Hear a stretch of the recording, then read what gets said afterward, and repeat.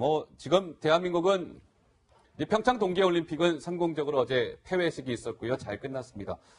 그런데 폐회식에 이제 북한 고위급 대표단으로 참석하고 있는 김영철 노동당 부위원장 겸 통일전선부장의 방남을 두고 대한민국이 좀 시끄러운 것 같습니다. 먼저 어제 방남을 했단 말이죠. 김영남이 이제 2박 3일 일정인데 어떻습니까? 어제 김영남이 뭐 하루 종일 좀 이렇게 꼿꼿한 모습을 보였죠, 강병규 기자.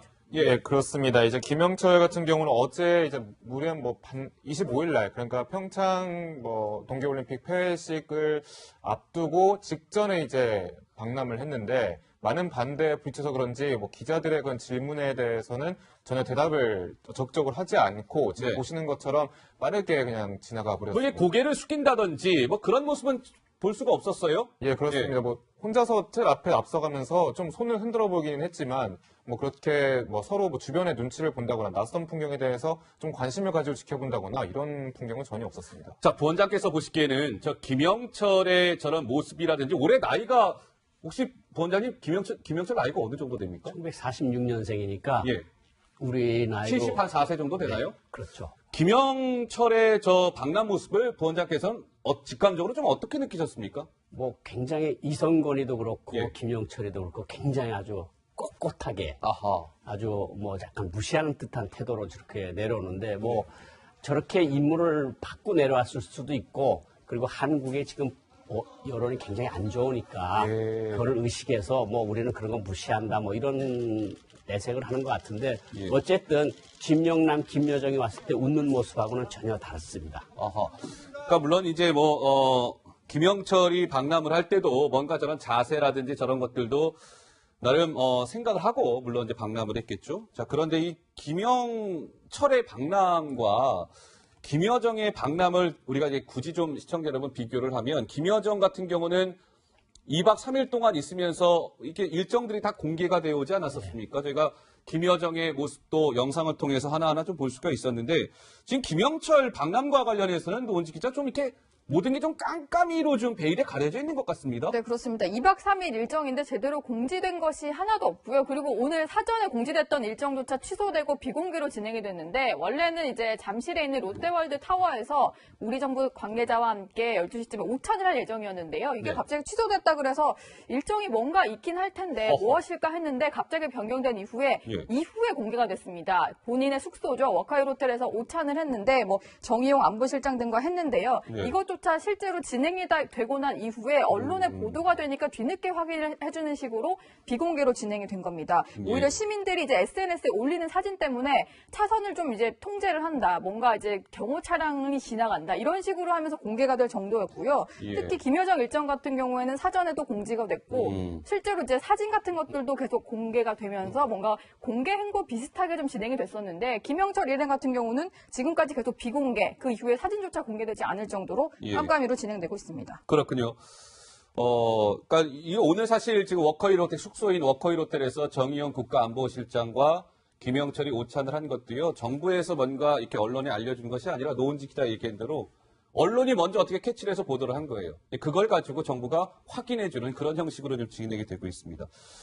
자, 김영철. 굉장히 꼿꼿한 모습. 어떻게 보면 우리를 약간 좀 얕잡아보는 모습일 수도 있다는 게 이제 부원장님의 분석이었는데요. 영상을 통해서 한번 확인해 보실 필요가 있을 것 같습니다. 만나보시죠. 천안함 사건에 대해서 어떻게 생각하십니까? 천안함 사건도 양측에 말씀 없으신가요? 천안함 폭침이 북한 소행이라는 거에 대해서 어떻게 생각하세요? 부원장께서 보시기에 오늘 비공개로 워커힐 호텔에서 이제 오찬이 있었다고 하고요. 참석자들을 보니까 정의용 국가안보실장, 천혜성 통일부 차관, 외교부 한반도 본부장, 남관표 NSC 2차장, 이게 비공개 오찬이 진행됐다고 하는데 오늘 저 오찬은 어떤 의미가 좀 있을 거라고 보시는지요? 오전에 그냥 호텔에서 쉬지만은 않았을 겁니다. 뭔가 접촉이 있었을 거고 이제 점심에 저렇게 오찬을 했는데 저렇게 많은 분들이 갈 필요가 있었을까? 저렇게 그러니까 많은 사람이 갈 필요가 있어요. 거기서 온 사람이 2명인데 우리는 한 4명이 갔지 않습니까? 거기에. 네. 그것도 다 제 차관급 이상들이 저렇게 갔는데 저런 모습이 뭐 우리가 평양에 반대로 우리 대표단이 갔을 때 김정일이가 살아있을 때 얼마나 우리를 애를 먹이면서 안 만나주고 혼자만 오라 그러고 막 계속 우리를 가지고 사실 놀았거든요. 근데 저 김명철이 왔는데 저렇게 뭐 정의용 실장 같은 분이나 뭐 아니면 이도원 두 분 아니면 전혜성 차관 이렇게 두 명 정도 가는 것도 굉장히 성의를 표하는 모습인데 이렇게 4명씩 간 거는 우리 국민들을 눈에 보기에 조금 좀 예. 그런데 이게 보면은 이 오늘 비공개 오찬 장소도 김영철이 머물고 있는 광장동에 있는 워커힐 호텔이라고 말씀을 드렸습니다. 김영철 같은 경우는 본인 숙소에서 그냥 대기하고 있었던 것이죠. 그러면 우리 국가안보실장, 통일부 차관 등이 그 숙소를 찾아와서 이제 면담을 한 겁니다. 이 부분 관련해서도 관계자 약간 좀 논란이 있어 보이는데요. 그러니까 김영철 같은 경우는 방에서 사실상 어떻게 보면 우리 고위 관계자들을 기다리고 있었던 셈 아닙니까? 예, 그렇습니다. 그런데 이제 당초에 어떤 곳에서 식사를 하려고 했었느냐, 그것도 상당히 논란이 되고 있는 것 같은데요. 예. 근데 뭐 아까도 이제 노홍주 기자가 설명을 했지만, 롯데타워, 잠실 롯데타워 있잖아요. 최고층 타워라고 불리죠. 그곳에서 점심을 좀 하기로 계획이 되어 있었는데, 그때 우리 정부 당국자가 서울 전경을 거기서 다 보이기 때문에 한 바퀴 한번 둘러보게 해주려고 했었다라는 계획이 있었는데, 아, 그래요? 예, 그게 당초에 취소가 된 거죠. 예. 근데 이제 뭐 얼마 전에 보도도 보시고도 했겠지만은 이 잠실 서울 타워에서 보면은 롯데타워에서 보면은 뭐 성남 비행장이라든지 기타 서울의 주요 군사 시설물들이 좀 보이는 경우가 좀 있다고 합니다. 그렇기 때문에 북한의 한때 군사 당국자였던 사람에게 이런 전경을 보여주는 것이 상당히 어떻게 보면 논란의 소지가 있기 때문에 이 잠실 롯데타워에서 워커힐로 좀 변환된 것이 아니냐 이렇게 볼 수도 있을 것 같아요. 근데 이제 그 예. 워커힐 호텔도 좀 의미가 좀 남다르잖아요. 워커힐 호텔이요? 예. 예, 남다르죠? 예, 그렇죠. 그 6.25 전쟁 당시에 전쟁용이라고 불렀던 그 워커가 예. 이제 워커의 그런 걸 기리기 위해서 만들어진 호텔인데 뭐 혹시 그 북한 군인이 북한 군 출신이 거기서 묵는 것이 과연 맞는 것이냐 뭐 이런 의미도 있던데요. 예. 6.25 전쟁의 영웅 워커 장군, 미국인이죠. 워커 장군의 이름을 따서 이제 실은 이제 언덕이죠. 그래서 워커 장군의 이름과 언덕 위에 있다고 해서 워커힐 호텔인데 이 부분도 좀 논란이 되고 있는데 잠시 후에 저희가 그건 좀 더 들어가서 저희가 살펴보도록 하고요.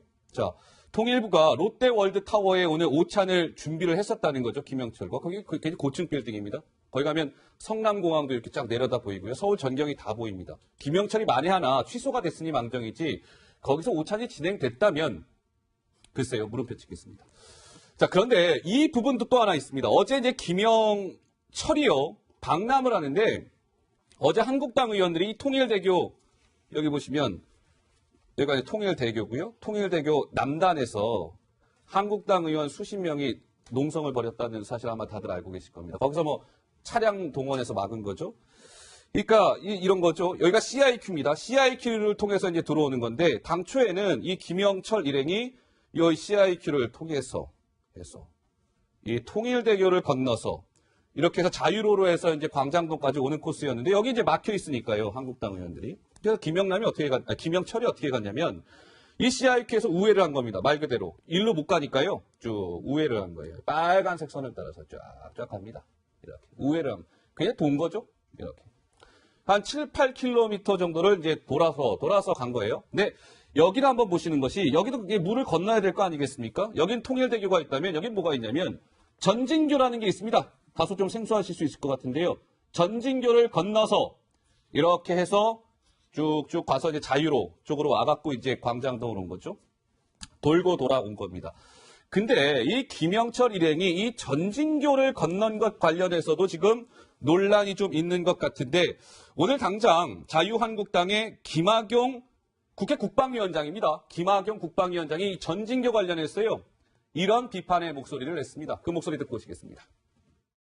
김영철이 넘어온 전진교는 1984년 민통선 내 군사적 목적으로 설치된 것으로 1사단 예비역 증언에 따르면 이 일대가 우리 군사작전 훈련장 그리고 자주포를 포함한 포병부대 등 군사시설물이 즐비한 그런 군사지역입니다. 김영철은 과도한 친절 덕택에 군사지역 시찰이라는 횡재까지 얻은 셈으로 국방부와 군의 책임이 결코 가볍지 않습니다.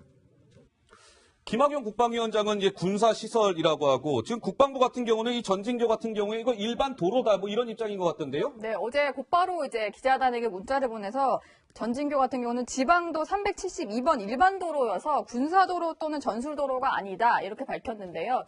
뭐 그럼에도 불구하고 논란은 계속되고 있는데 일단 민통선 내에 있는 군사용으로 만든 교량인 건 맞고요. 어허. 그리고 육군 1사단이 관할을 하고 있습니다. 그래서 그 안에 전진부대가 있기 때문에 이름도 전진교라고 불리는데 좀 궁금해서 국방위원회 쪽에 이제 관계자한테 확인을 해봤더니 실제로 이제 일반 도로인 것은 맞는데 군사 지역 안에 있기 때문에 민간인이 다닐 수는 있지만 철저한 이제 통제하에 사단장급, 뭐 지휘관급의 어떤 허락이 있어야만 되기 때문에 상당히 통제가 힘든 지역이다 이런 설명을 하더라고요. 예, 부원장님은 어떻습니까? 예. 그 구글 어스나 네이버 지도에 들어가 보십시오. 전진교라는 달 이름이 안 나옵니다. 아. 임진강을 쭉 훑어보면 그게 안 나오거든요. 그러니까 국방부 말이 절반은 맞고 절반은 안 맞을 수도 있는데 빨간 선으로 들어오는 길에서 예. 372번 지방도라고 쓴 데는 거기는 지방도라고 할 수 있지만 저쪽 곳은 작전도로일 가능성이 충분히 높고요. 위에 저 진동면 이렇게 이쪽 말씀하시는 건가요? 예, 그리고 여기는 분명히 통제받은 허가를 받은 사람들만 다리를 지나갈 수 있으니까 엄밀한 의미에서는 그것은 군사 작전 다리라고 보는 것이 맞죠. 예. 근데 어떻습니까? 정말 강병규 기자도 이 전진교에 대해서 오늘 좀 더 깊숙하게 취재를 한 것 같던데 네. 어떻습니까? 사실관계가? 자, 우선 이 통행을 하려면 전진교에 통행을 하려면 민간인의 경우에는 이제 사전 출입 허가를 받아야 되는 상황입니다. 그렇기 때문에 뭐 일단 국방부에서 얘기하는 일반 도로다라는 근거는 아마 그런 쪽에서 이제 설명을 한 것 같습니다. 민간인도 출입이 가능하다라는 점 때문에요. 뭐 말씀드린 대로 완벽한 군사 도로라고만은 볼 수는 없지만 아까 김학용 의원도 얘기를 했지만 그 일대에 모두 다 군사지역, 군사시설이 밀집해 있는 장소입니다. 그렇기 때문에 차량으로 길을 가다 보면은 어떤 군사시설이 보이거나 약간의 힌트를 얻을 수 있는 그런 점들이 많기 때문에 어떻게 보면 좀 이것을 북한 그 옛 군사 당국자에게 길을 열어준다는 것이 과연 적당한 처사였는지 하는 그런 비난 여론이 있을 수도 있습니다. 판넬로 한번 다시 한번 와봐 주시죠, 시청자 여러분. 아까 부원장님께서 설명을 해주셨습니다. 국방부 설명은 이런 거예요. 이 김영철 일행이 걷는 전진교가 일반 도로다. 그건 뭐 인정을 해야죠. 일반 도로인데 이 부분과 관련해서 한국당은 좀 약간 좀 문제를 제기하고 있는 것 같아요. 이 빨간색 우회 도로. 자, 여기서 와서 이렇게 가야 되는데 여기 못 가잖아요. 그러니까 여기서부터 시작되는 이 도로 있지 않습니까? 꽤 길어요. 한 7, 8km 정도가 되는데 이 도로는요, 시청자 여러분, 제가 국방부 출입하는 기자한테도 확인을 해보니까 그냥 맨 땅이 아닙니다. 최전방 지역 아니겠습니까? 그러니까 요소요소에 포병 부대들이 집중 배치되어 있다는 거예요. 우리 측의 포병 부대들. 그러니까 군사작전구역이라는 것이죠. 군사지역입니다. 그럼 김영철은 어제 EQ900이라는 고급 승용차를 타고 여기를 쭉 지나오면서 남한 지역의 포병 부대가 어디쯤에 어떻게 배치가 되어 있는 거야? 글쎄요. 눈을 가리고 있지 않았다면 볼 수 있지 않았겠습니까? 이 부분과 관련해서 한국당은 물음표를 찍으면서 문제 제기를 하고 있는 것인데 오늘 국방부 대변인은 한국당의 이런 주장에 대해서 이렇게 설명했습니다. 그 목소리 듣고 오시겠습니다. 군사적인 정보가 노출됐을 가능성이 있겠느냐. 제가 판단하기엔 실질적으로 그렇게까지 자세하게 판단할 수 있는 부분은 아니고 차의 속도와 이동 경로를 생각하면 그런 것은 노출되지 않았다고 보입니다. 최연수 국방부 대변인은 차의 속도와 경로를 생각하면은 노출되지 않았을 것이다 이렇게 보는데 어떻게 설명을 들으셨습니까? 그게 이제 많은 인원이 같이 왔잖아요. 김영철이 함정만 온 게 아니고 뒤에 후속 인원들이 왔는데 틀림없이 카메라를 쥔 사람이 같이 따라왔을 겁니다. 예. 그러니까 그냥 쑥 지나가니까 못 봤다는 거는 약간 좀 그렇고 예. 사실 경찰총국장을 오래 한 사람이고 경찰총국에 오래 있던 사람이니까 그냥 한눈에 봐도 뭔지 금방금방 알지 않겠습니까? 예. 경찰총국이라는 게 말하면 정탐국인데 거기서 뼈가 굵은 사람이 한눈에 봐도 그렇고 그 뒤에 수행원들 속에 카메라 기자고 비디오 기자가 없었겠습니까? 다 네. 찍어가지고 가서 보고를 해야 되겠는데 그거는 조금 좀 우리가 조금 생각을 해볼 필요가 있다 그런 생각이 듭니다. 만약에 부원장님 말씀이 사실이라면 걱정입니다. 만약에 사진 찍어갔다면요. 여기 1사단 지역이거든요. 1사단 경례고가 전진이잖아요. 그래서 아까 이 전진교도 그래서 이름이 붙은 건데 만약에 그렇다면 그냥 우려스러운 대목이고요. 물론 아닐 수도 있습니다. 자, 그런데 어제 김영철이 이제 이렇게 돌아 해서 광장동의 워커힐 호텔에 도착한 이후에 거기서 휴식을 취한 이후에 덕서역을 갔습니다. 시청자 여러분. 덕서역을 통해서 KTX 편으로 진부역을 향했는데 덕소역은요, 시청자 여러분 알고 계시는 것처럼 덕소역에서 KTX 탔다는 거 보셨습니까? 덕소역은 KTX 안 씁니다. 근데 어제 김영철은 덕소역에서 KTX 편으로 진부역을 향했다는데 이것도 약간 좀 뭐 특급 의전 아니냐 이런 한국당이 좀 비판이 있는 것 같더라고요. 예, 뭐 실제로 이 KTX를 김영철을 이송하기 위해서 수송하기 위해서 특별 편성이 됐다고 합니다. 한 번 특별 편성할 때마다 한 1,000만 원 정도가량의 예산이 든다고 하는데요. 네. 지금 보시는 것처럼 이제 많은 취재진이 몰렸는데 이게 무정차인 덕소역에서 그 진부역까지 이동하기가 한 사람을 위해서 이동하기가 쉽지가 않은 그런 얘기 때문에 그 정치권에서 상당히 비판이 나오고 있고요. 이 사실 VIP 수송 작전이라고 할 만큼 상당히 이 절차도 까다롭고 상당히 비밀리에 좀 진행이 됐는데 네. 이 반대로 이제 폐회식에서 보고서 다시 숙소로 돌아올 때도 기차를 타지 않았겠습니까? 네. 역시 특별 편성이 된 차량을 타고 이제 기차를 타고 왔는데 그때 이제 현장에 그런 얘기가 들렸다고 합니다. VIP 오면 진달래 실행한다, 진달래 실행한다 이런 얘기를 많이 들었다고 합니다. 이 진달래라는 것이 무엇이냐에 대한 혹시 김영철 수송 작전의 하나의 암호 코드가 아니냐라는 그런 얘기가 상당히 많았는데요. 예. 오히려 그래서 현장에 있는 기자들이 진달래가 뭡니까라고 물어보니까 그것은 국가보안법에 위반되는 그런 행위이기 때문에 알려줄 수 없다. 예. 하면서 그만큼 이 김영철의 동선을 상당히 꼼꼼하게 좀 숨기고 있다 이렇게 볼 수 있을 것 같습니다. 그러니까 이제 특별 열차를 김영철을 위해서 편성을 한 것이고요. 덕소역도 KTX가 원래 안 쓰는 역인데 김영철을 위해서 열어준 것이죠. 그리고 일반 열차들은 김영철 저 특별 열차 때문에 한 10분 정도씩 더 지연이 됐다고 합니다. 근데 이 부분과 관련해서 지금 저 강병규 기자가요, 부원장님. 어제 이제 이 김영철이 KTX 편으로 평창을 왔다 갔다 하는 작전명이 진달래라고 알려져 있는데 이 진달래가 북한에서 갖는 의미가 남다르다면서요, 진달래. 실제로 진달래라고 했는지는 제가 모르겠는데 예. 만약 정말 진달래라고 작전명을 졌다면 왜냐하면 조국의 진달래라고 하는 것은 김일성이 항일빨치산하고 연결돼서 진달래라는 것은 북한 사람들한테 보통 의미가 있는 게 아니거든요. 그러니까 예.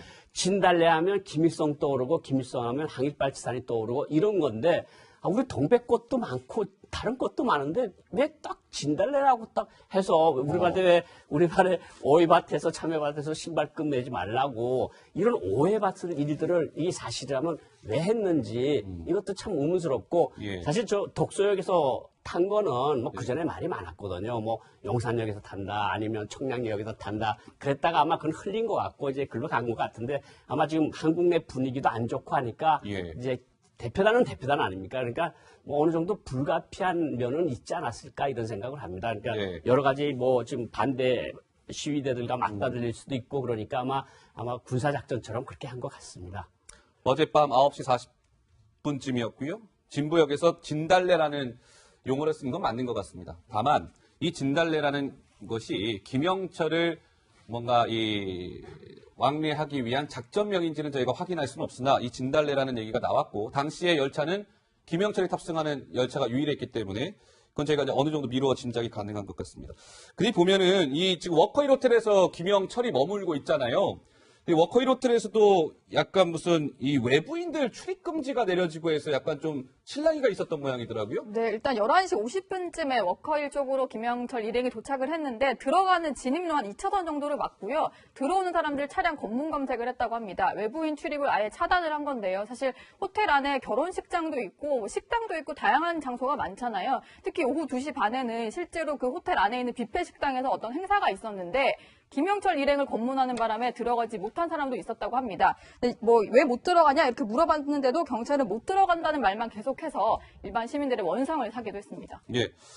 자, 아까도 강 기자가 잠깐 언급을 했습니다만 이 워커힐 호텔에서 김영철이 머물고 있는 것과 관련해서도 야당은 아니 어떻게 천안함 폭침의 주범이라고 할 수 있는 김영철을 다른 호텔도 아니고 워커힐 호텔에서 머무르게 할 수 있느냐? 이거는 도대체 있을 수 없는 일이다. 이렇게 목소리를 높이고 있습니다. 자, 그렇다면 워커힐 호텔에서 머무르면 안 된다는 야당의 주장의 근거는 과연 뭘까요? 노은지 기자가 큰 화면을 통해서 설명하겠습니다. 자, 어떤 숨은 사연이 숨겨져 있는 걸까요? 네, 제가 제목을 메가더보다 워커라고 지어봤는데 사실은 메가더 장군이 조금 더 친숙하실 것 같긴 합니다. 왜냐면 인천 상륙 작전 때문에요. 그렇지만 한미동맹의 상징으로 더 많이 거론되는 것은 메가더 장군보다 워커 장군입니다. 이것은 2017년에 주한미군 평택 기지가 새로 이제 신청사가 개관을 하면서 워커 장군 동상까지 옮겨가는 그런 장면인데요. 바로 평택 기지 안에 있는 워커 장군입니다. 당시 제막식인데요. 사실 미군 기지가 모두 옮겨가는 중요한 신청사가 이제 개장을 하는 그 중요한 행사인데 그 행사에서도 가장 하이라이트는 이렇게 워커 장군 동상의 제막식이었습니다. 네, 사실은 그렇다면 이제 왜 메가더보다 워커 장군일까 궁금하실 것 같아서 준비를 해봤는데요. 지금 메가더 장군과 워커 장군 두 사람의 모습인데 워커 장군 같은 경우에는 이제 미 8군의 초대 사령관으로 6.25 전쟁에 투입이 됐고요. 메가더 장군 같은 경우에는 유엔군의 사령관으로 일을 했습니다. 그러니까 조금 더 미군에 깊숙이 들어와서 작전을 지휘한 사람이 워커 장군이다 이렇게 볼 수 있을 텐데요. 낙동강 전선까지 밀린 상황에서 워커 장군이 이런 얘기를 한 적이 있습니다. 스탠드 올 다이라고 해서 지키지 못하면 죽는다 이런 얘기를 하면서 절대 뒤로 후퇴하지 않고 지키는 바람에 낙동강 전선 방어에 성공한 적이 있었습니다. 사실은 뭐 여러 가지 워커 장군과 얽힌 일화들이 많이 있는데요. 워커 장군 때문에 생긴 것들이 워커와 워커일 이런 것들이 있습니다. 보시는 게 지금 군화 워커화인데요. 재래식 군화를 조금 앞부분을 튼튼하게 만든 워커화도 워커 장군을 따서 이름을 지었다고 하고요. 그리고 지금 김영철 일행이 묵고 있는 숙소죠. 워커힐 호텔 역시 워커 장군에서 이름을 따온 그런 호텔입니다. 조금 더 자세히 설명을 해드리도록 하겠습니다. 워커 장군의 언덕이다 해서 워커힐 이렇게 이름을 붙였는데 실제로 워커 장군, 워커힐 호텔 내에는 이렇게 워커 장군의 기념비가 세워져 있습니다. 워커 장군은요, 1950년에 이제 호텔 부지 인근에서 교통사고로 사망을 하게 되는데요. 그 이후에 호텔 건립이 추진이 되게 됩니다. 박정희 정부 시절 때인데 주한미군 장병을 유치하기 위해서 호텔을 개장했고 그때 그러면 워커 장군 이름을 붙이면 되겠다라고 해서 그 이름을 지어서 워커힐 호텔 이렇게 이름을 붙이게 되는 겁니다. 그리고요, 또 한 가지가 있는데 워커 장군의 후손들이 이 호텔을 방문한 적이 있었습니다. 바로 2013년인데요. 그동안 워커 장군, 우리 할아버지를 기억해 주셔서 고맙다 이런 얘기를 한 적도 있었습니다.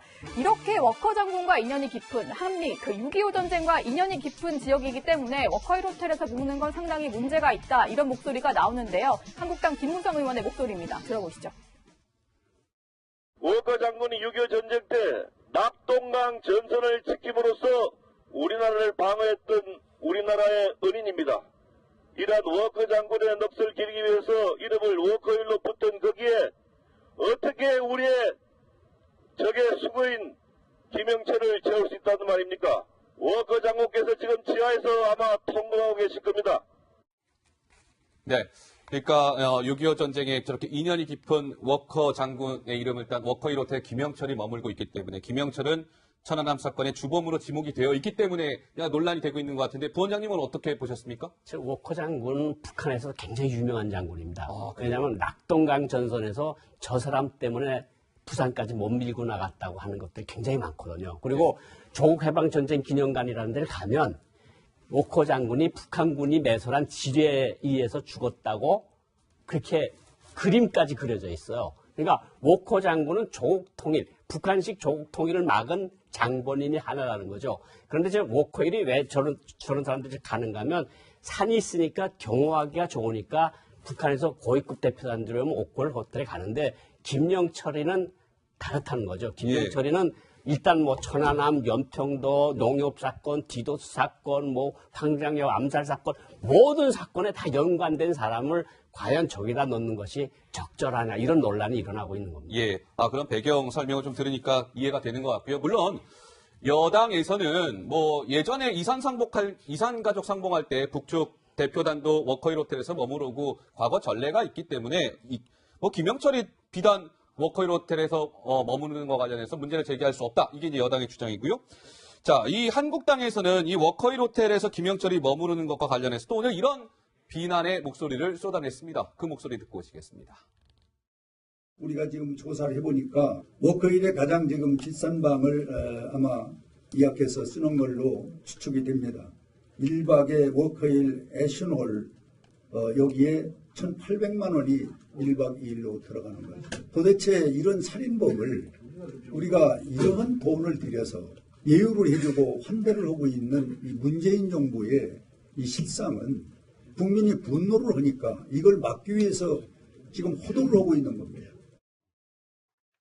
아까 홍문표 사무총장 얘기는 지금 김영철이 묵고 있는 워커힐 호텔의 방 숙박비가 하루에 뭐 1,800만 원 이렇게 고가의 방입니까? 네, 거의 최고급 룸, 어떻게 보면 워커힐 호텔에서 가장 비싼 그 룸이라고 불려질 수 있는데요. 지금 여기가 영상을 좀 준비했는데, 사진입니다. 지금 에스톤 하우스라고 불리는 이곳인데요. 네. 지금 이게 뭐 보면은 430평짜리 규모의 2층 건물이고요. 그리고 샹들리에만 해도 1억 5천만 원 정도가량이 된다고 합니다. 그리고 소파가 3천만 원이고 상당히 고가의 가구들로 즐비해 있죠. 창문 모두 이제 밖에서 총을 쏘더라도 뚫고 들어올 수 없는 방탄유리 재질이고요. 아, 그래요? 역시 도청도 되지 않아서 상당히 그런 경우에 용이하다 이런 얘기를 듣고 있습니다.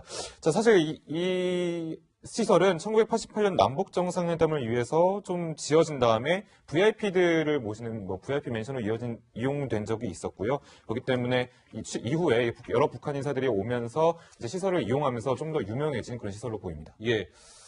알겠습니다. 자, 김여정도 뭐 지금 보여지고 있는 1,800만 원짜리 방에서 머무른 것으로 알려지고 있는데 김영철도 아마 같은 방을 쓰고 있는 것 같습니다.